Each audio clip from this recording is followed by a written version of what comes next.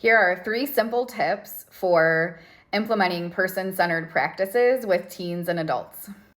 Hi, I'm Dr. Megan, and I guide people in growing, learning, and cultivating connection and curiosity. And today, I'm going to finish the video I started yesterday to answer the question, how do we use play-based, child-centered practices when we're working with teens and adults? And the answer to that question is, we need to make sure we're using person-centered approaches. And yesterday I talked about how we need to first develop a connected, trusting relationship with our clients, just like we would if we were working with younger clients. And today I'm going to give you 3 tips that align with some of the similar ideas that we've talked about for play-based versus structured approaches when working with younger clients. Tip number 1 is going to sound really basic, but it's really necessary. I can't even tell you the number of people I have had to coach on this tip alone. And that tip is talk to them. Yep, just talk to your client, whether it's teen, adult, or younger client. Talk to them. They are a human and need to be treated as such.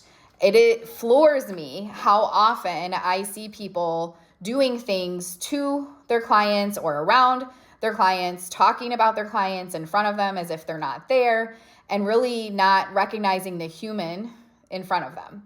So the very first thing that we need to do to make sure we're implementing person-centered, person-led approaches with teens and adults is interact and engage directly with that person. Talk to them about the types of things that are on the schedule for the day. What are the things that y'all are working on? Are these things that are of interest to them? Make sure you have their assent, all of those types of things. I could probably make a whole hour-long video regarding just talking to your clients, but it really is as simple as it sounds. Think about how you would interact with any other teen or adult and make sure you're at least doing that at the bare minimum. The second tip lines up with the talk to them, but it's that you're doing things with this person. You're planning goals together. You're identifying their preferences, their values, their needs. How are we going to change the environment to increase the probability that they can safely get their needs met and experience as much joy as possible? That is tip number 2. And how do we do that? Well, again, to me, it seems pretty basic at this point, but I look back on practices that I used to engage in and the way that I was trained and had things modeled to me and realize that, unfortunately, the way we're often trained is quite opposite. But it really is as simple as it sounds. You sit down with the person and you just talk about, what are some of the things that might be of interest to them. These are some things that people might be doing.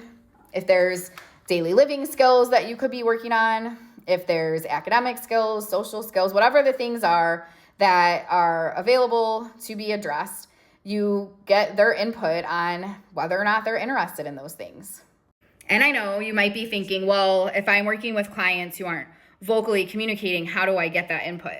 Well, if you're working with clients and you don't understand their communication, then you need to start there. You shouldn't really even be providing any sort of more in-depth intervention and programming if you don't have a way of understanding your client's communication. So that's a separate video that maybe I'll do in the future, but just a point to make. If you're not understanding their preferences, wants, needs, and communication, then you really need to focus on that first and set aside anything else.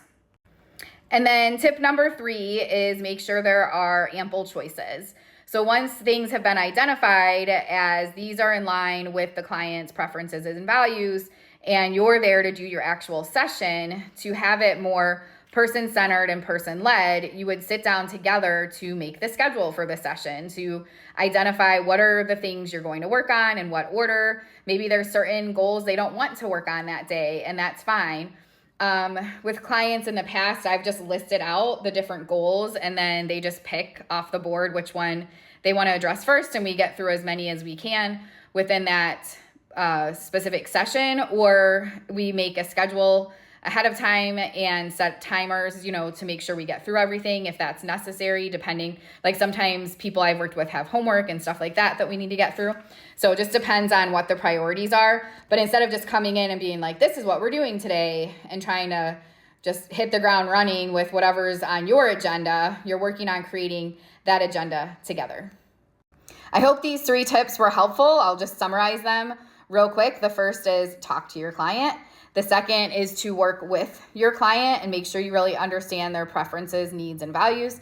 And then the third is to have a lot of choices and make sure that they're involved with coordinating the schedule and whatever it is that you're going to be doing for your session that day.